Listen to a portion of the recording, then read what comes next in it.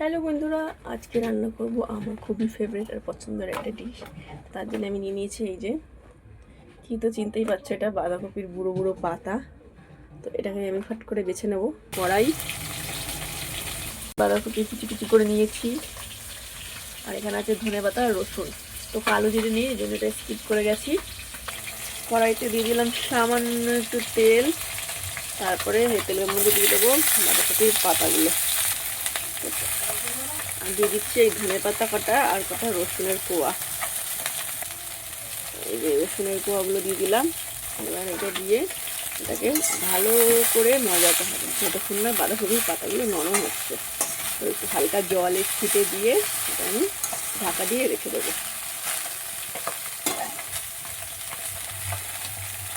এটা ঢাকা দিয়ে দিলাম। আর এদিকে আমার কপির পাতা দেখো এরকম হয়ে গেছে। তো এটাকে একটু ঢাকা দিয়ে রেখে দেবো, ঠান্ডা হোক, তারপরে এটাকে বাটবো।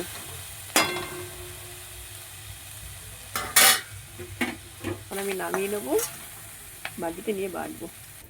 তো পাতাটা এই যে রেডি, এটাকে বাটবো। নোড়া আর এর উপরে নিয়ে নিচ্ছি এই যে পাতা। তো এইগুলো খুব সুন্দর করে এখন আমি বাটবো। তো সে বাটার তো তোমাদের দেখাতে পারবো না, পরে দেখাবো। তো চলো। তো বন্ধুরা, আমার এই পাতা বাটা রেডি। এবার এটা কড়াইতে একটু জাল দেবো, ব্যাস শেষ এর কাজ। কড়াইতে দিয়ে দিলাম তেল আর দিয়ে দিলাম একটা শুকনো লঙ্কা।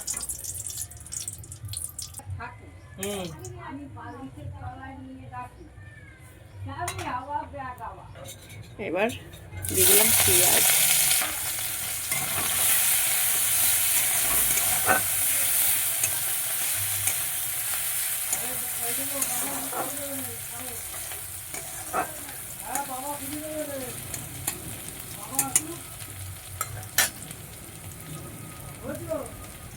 তো এই যে পাতা বাটাগুলো এবার দিয়ে দেবো তেলের মধ্যে, দিয়ে এটাকে ভালো করে নাড়াচাড়া করবো, কষাবো।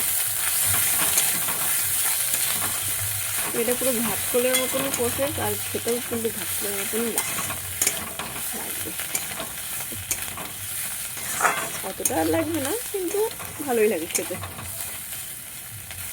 এখানে একটু নুন দেবো, হলুদ দেবো। তো দিয়ে দিলাম একটু লবণ, হলুদ, এটা দিয়ে ভালো করে নাড়াচাড়া করবো।